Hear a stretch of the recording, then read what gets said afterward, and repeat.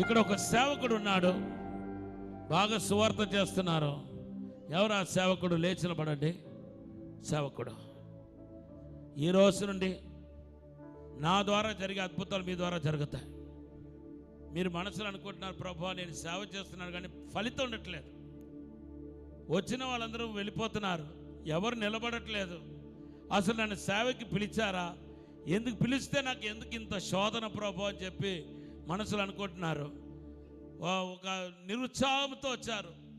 సంవత్సరాలు తరిగిపోతుంది కానీ నాకే సంతోషంగా లేదు. నా సేవ గురించి నాకు చాలా శోధనగా ఉంది. ఒకవైపు ఆర్థిక ఇబ్బందులు, ఒకవైపు విశ్వాసాలు సరిగా లేరు. నేను నా మేలు పొందుకుని వెళ్ళిపోతున్నారని మనసులో బాధపడుతున్నావు. అయ్యా నేను చెప్పిందంతా కరెక్టేనా? కరెక్టే అయ్యా. సంవత్సరం పోతుంది అన్న జీవితంలో ఆత్మలు వస్తలేవు, ఎవరు సంఘం ఎదుగుతలేదు, జీవితంలో మార్పత్రేం, చాలా బాధపడుతున్నాను. నాకు ఎప్పుడైనా చెప్పారా మీ బాధను? లేదా చెప్పారు. మరి ఎవరు చెప్పారు నాకు? పరిశుద్ధాత్మ దేవుడు తెలియపరిచాడు. కొట్టండి. అయ్యా ప్రభు నాతో చెప్తున్నాడు, నువ్వు ఒక అపోస్తలుడిగా దేవుడిని ఎన్నుకుంటాడు. 7 మందిరాలు కట్టబోతున్నావు. కొట్టండి గట్టిగా చెప్పాలి. హల్లెలూయా. 7 మందిరాలు, 7 బ్రాంచ్ చర్చెస్ వస్తాయి. అంతేకాదు నీ ద్వారా అద్భుతం దేవుడు చేయబోతున్నాడు. సూచక్రియలు దేవుడు చేయబోతున్నాడు.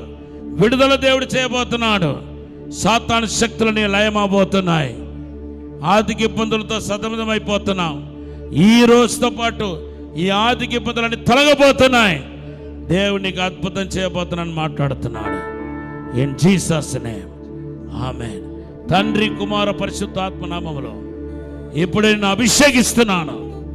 వరాలతో నింపబడుదురు గాక. ఇప్పుడే తాకండి, ఆశ్రయించమని యేసు నామములో. చివరి గడ్డ ఉంది, గడ్డ కణితి.